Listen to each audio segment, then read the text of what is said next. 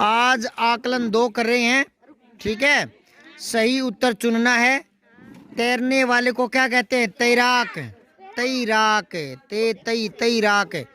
बगीचे की देखभाल करने वाले को कहते हैं माली। निम्नलिखित शब्दों के लिंग बदलने हैं, परिवर्तन करने हैं। कवि का लिखोगे कैसे? कै वी नहीं, वे। के वे, छोटी ये या ये, और बड़ी त्री कवयित्री। इसको कवित्री मत बोलो, पहले बोलो कव यित्री। ऐसे बोलो कवयित्री। ऐसे ही बोलो 5-7 बार, तो ये हमेशा के लिए याद रहेगा। नहीं तो आप ना कवित्री कर दोगे। बोलो इसको कवयित्री। हाँ, ऐसे। अब लिंग बदलो, अभिनेत्री का अभिनेता। अभिनेता। आपको पता है क्या अभिनेता क्या होता है, अभिनेत्री क्या होता है? नहीं पता? अभिनेता हीरो को बोलते हैं, अभिनेत्री हीरोइन को बोलते हैं। हीरो हीरोइन फिल्मों में होते हैं, नाटकों में अभिनेता बोलते हैं उनको, ठीक है, जो अभिनय करता है। अभिनय मतलब नाटक, संवाद करना, ठीक है। सेठ, वाह बेटे, सेठानी। अच्छा, सेठानी में कौन सा प्रत्यय जुड़ गया? आनी। कौन सा जुड़ गया? आनी। फिर है शिक्षक का शिक्षिका। शिक्षिका, ठीक है। अब है शेरनी, शेर। बेटी, बेटा। वाह। चौथा प्रश्न देखो, निम्नलिखित मुहावरों का अर्थ बताते हुए वाक्य में प्रयोग करना है। पहले तो मुहावरे का अर्थ बताना है, फिर आगे वाक्य में प्रयोग भी करना है। तो आग बबूला होना, इसका अर्थ है क्रोधित होना, क्रुद्ध होना, ठीक है। गुस्से में होना, छोटा गु आधा से पूरा सा, गुस्सा होना, ठीक है ना। अब वाक्य में प्रयोग कर दो। आप मुझ पर बेवजह गुस्सा नहीं लिखना। वाक्य वाक्य एक और सुनो, चलो ये बोल गया तो नई बात सीखने को मिलेगी। अब ये मैं वाक्य बना रहा हूँ ना, आप मुझ पर गुस्सा हो रहे हो, तो गुस्सा नहीं लिखना, ये तो अर्थ है। वाक्य में प्रयोग करना है मुहावरे का, तो मुहावरा आना चाहिए वाक्य में, उसका अर्थ नहीं आना चाहिए। कई बच्चे ऐसी गलतियां करते हैं, 10वीं 12वीं वाले बोर्ड वाले, अर्थ बता देंगे और फिर वाक्य प्रयोग करेंगे तो लिख देंगे आप मुझ पर बेवजह गुस्सा हो रहे हो, तो फिर मुहावरा आया ही नहीं। मुहावरे का वाक्य में प्रयोग करना है। अब समझ आई क्या? तो लिखो, आप मुझ पर बेवजह आग बबूला हो रहे हैं। आप मुझ पर बेवजह आग बबूला हो रहे हैं। समझ में आई क्या? और फिर वो जो मुहावरा आया ना, उसको अंडरलाइन भी करना है, आग बबूला होना, ऐसे करना है। अब अंडरलाइन करोगे तो पता ही लग जाएगा कि उसका अर्थ का वो अंडरलाइन करे या मुहावरे को। मुहावरा वाक्य में आना चाहिए। ये बात है, बोर्ड में गलती करवा देती है और वो नंबर खो देता है। ध्यान से याद रखना आगे से, ठीक है। पेट में चूहे कूदना, हाँ, जोर से भूख लगना, जोर से भूख लगना या अधिक भूख लगना, ठीक है ना। वाक्य में प्रयोग करो, आज तो मेरे पेट में चूहे कूद रहे हैं। आज तो मेरे पेट में, हाँ, चूहे कूद रहे हैं आज सुबह से, ठीक है ना। फिर है अंधे की लकड़ी, एकमात्र सहारा। जैसे कोई आदमी है, उसके एक ही लड़का हो, है ना, और लड़का लड़की हो ही नहीं, बुढ़ापे का वो ही सहारा होता है ना। तो जैसे अंधा आदमी होता है ना, तो उसको सड़क पार करनी है या कहीं जाना है तो वो किसके सहारे जाता है? लाठी के। तो वो एक ही लाठी उसको पार लगाती है ना, रास्ता पार करवाती है, वो सहारा है ना। तो अंधे की लकड़ी, इसका मतलब है एकमात्र सहारा। लिखो, मोहन तो अपने पिता के लिए अंधे की लकड़ी है। अंधे की लकड़ी है। अच्छा, अगला देखो, अक्ल पर पत्थर पड़ना, बुद्धि काम न करना, बुद्धि भ्रष्ट होना, बुद्धि भ्रष्ट हो जाना, बुद्धि भ्रष्ट होना, ठीक है ना। लिखो, सोहन की अक्ल पर पत्थर पड़ गया। सोहन की अक्ल पर पत्थर पड़ा है। ये पांचवां देखो, दिए गए संज्ञा शब्दों से वाक्य को पूरा करना है। ये जयपुर, विद्यालय, तितली, केला, किसान, ये क्या है बताओ? संज्ञा, सर्वनाम, क्रिया, विशेषण, उन चारों में से क्या है? ये संज्ञा शब्द है सारे, ये आपको भरने हैं। मैं प्रतिदिन विद्यालय जाता हूँ। हाँ, विद्यालय जाता हूँ। इसको दे के नीचे हलंत ना लिखो ना, तो विद्यालय वो दे ऐसे भी लिख सकते हो, ठीक है ना। मैं विद्यालय जाता हूँ। फूलों पर तितली मंडरा रही है। हम लोग घूमने जाएंगे जयपुर। सलीम खा रहा है केला। किसान खेत पर काम कर रहा है। ठीक है, अब पेज पलटो। आंकलन 2। आंकलन को नहीं, आकलन है, ऊपर बिंदी थोड़ी है। नीचे लिखी कविता को पढ़कर पूछे गए प्रश्नों के उत्तर देने हैं। पहले कविता पढ़ लो।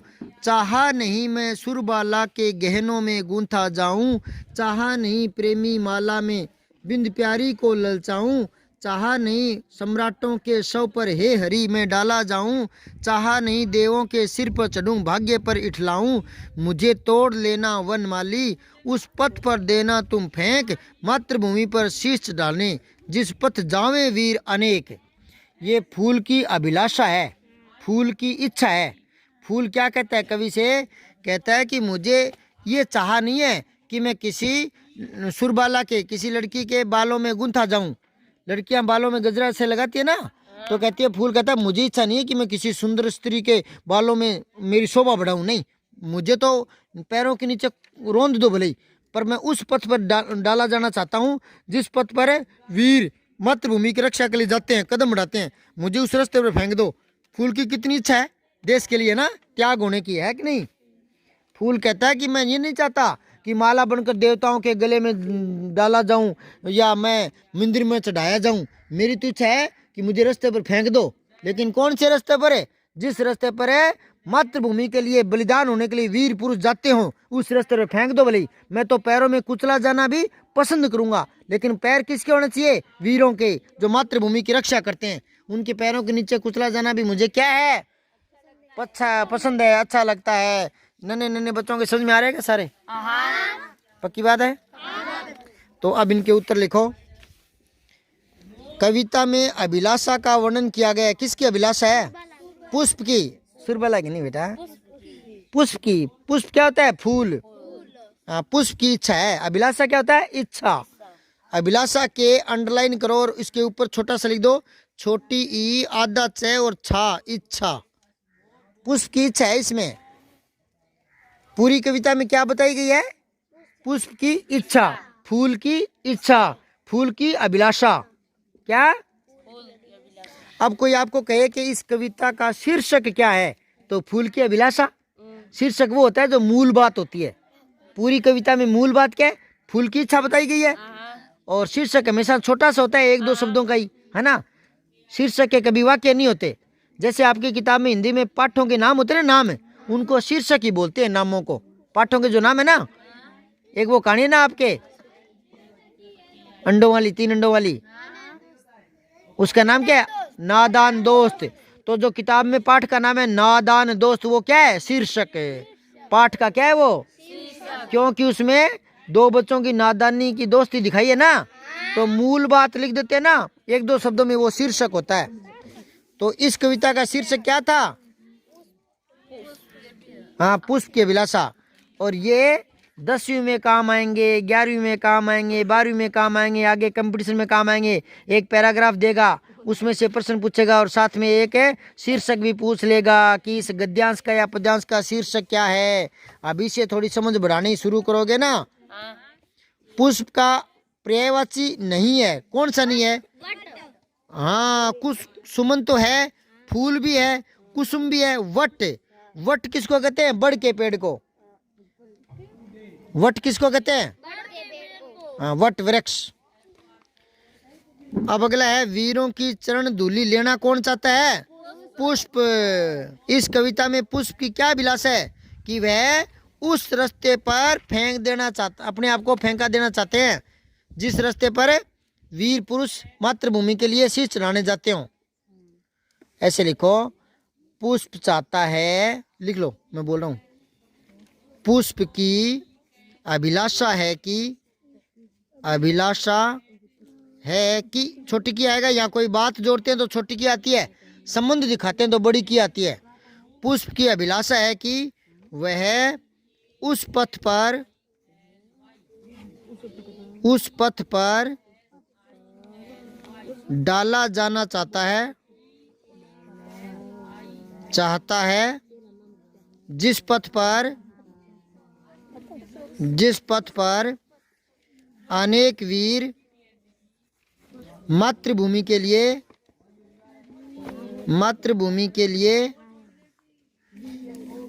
यानी बलिदान होने के लिए,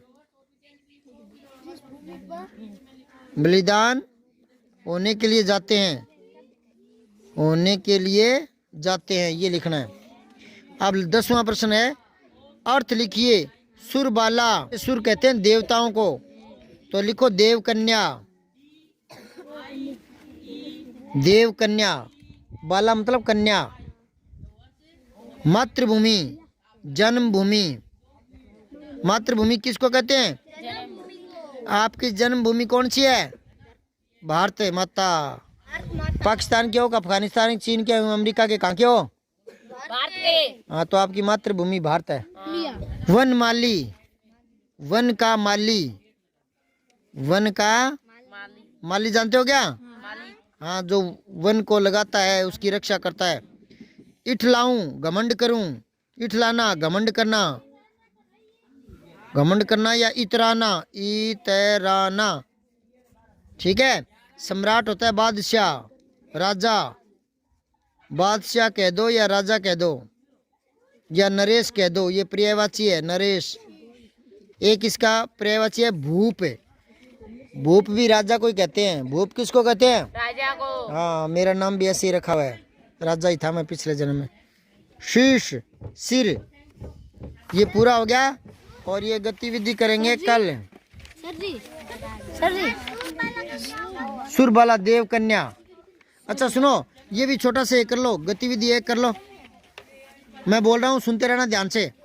छोटा यही है, व्यंजन के भेद, उच्चारण स्थान, कौन से अक्षर को, कौन से वर्ण को कैसे बोलते हैं वो देखो आप। जो व्यंजन मूलतः, मूल रूप से कंठ की सहायता से उच्चारित होते हैं, बोले जाते हैं, उच्चारित होते हैं मतलब बोले जाते हैं, वे कंठे कहलाते हैं। और इसमें कौन कौन से आते हैं? के, खे, गे, वो कंठे होते हैं। के, खे, ग, ठीक है ना, ये सारे कंठे हैं। जिन व्यंजनों को उच्चारण करते समय तालु का प्रयोग करते हैं वे तालव्य व्यंजन कहलाते हैं।